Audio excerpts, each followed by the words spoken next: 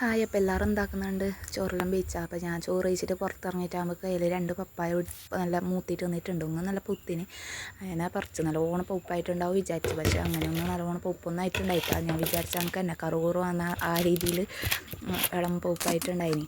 അപ്പോൾ ഈ പ്രഗ്നൻസി ആയ പിന്നെ ഭയങ്കര ആസ പപ്പായ തിന്നണമെന്നില്ലെങ്കിൽ ആസയെ ഉണ്ടായിട്ടാണ് തിന്നണമെന്ന്.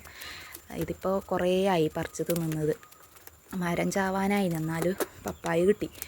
അങ്ങനെ പപ്പായനെ ഒരു തടുപ്പിൽ വെച്ചിട്ട് മുറിക്കുന്നുണ്ട്. നല്ല പങ്ങല അതിൻ്റെ തോലെല്ലാം ചെത്തിയിട്ട് കളയണം. മുമ്പ് പറയലുണ്ടല്ലോ പ്രഗ്നൻസി ടൈമിൽ പപ്പായ തിന്നൂടാന്ന്. എന്നാൽ ഞാൻ എൻ്റെ പ്രഗ്നൻസിയിൽ കുറേ പ്രാവശ്യമായി ഇപ്പോൾ തിന്നുന്നത്. എനിക്ക് ദൈവത്തിച്ചിട്ട് എന്തോ അസുഖമൊന്നും വന്നിട്ടില്ല. പിന്നെ ഗൂഗിളിലെല്ലാം സെർച്ചാക്കി നോക്കുമ്പോൾ അതിൽ പറയുന്നത് രോഗപ്രതിരോധ ശേഷിക്കെല്ലാം നല്ലതെന്ന് പറയുന്നു. അങ്ങനെ ഞാൻ അന്നേ കുട്ടേട്ടനോട് പറഞ്ഞിട്ടുണ്ട് നമുക്ക് കറുകുറാന്ന രീതിയിലുള്ള പപ്പായ വേണമെന്ന്. അപ്പം അങ്ങനെ എപ്പോഴും വറക്കുമ്പോഴേക്ക് അത് നല്ലോണം പൂത്തിട്ടുണ്ട്. വീണിട്ടാകുമ്പോൾ തന്നെ ഒടിഞ്ഞിട്ട് പോകും. പകുതിയല്ലേ തിന്നാൻ കിട്ടലുള്ളൂ. ഇതിപ്പോൾ കറക്റ്റ് നല്ല കറുകുറാന്ന രീതിക്ക് തന്നെ ഉണ്ട്. അങ്ങനെ ഭയങ്കര സന്തോഷമായി. ആ സന്തോഷത്തിൽ തന്നെ മുറിക്കുന്നുള്ളത്. ഞാൻ എന്നെ മുറിച്ചില്ലെങ്കിൽ എപ്പോഴും കുട്ടേട്ടൻ നമുക്ക് മുറിച്ചിട്ട് ക്ലീൻ ആക്കിയിട്ടെല്ലാം തരും.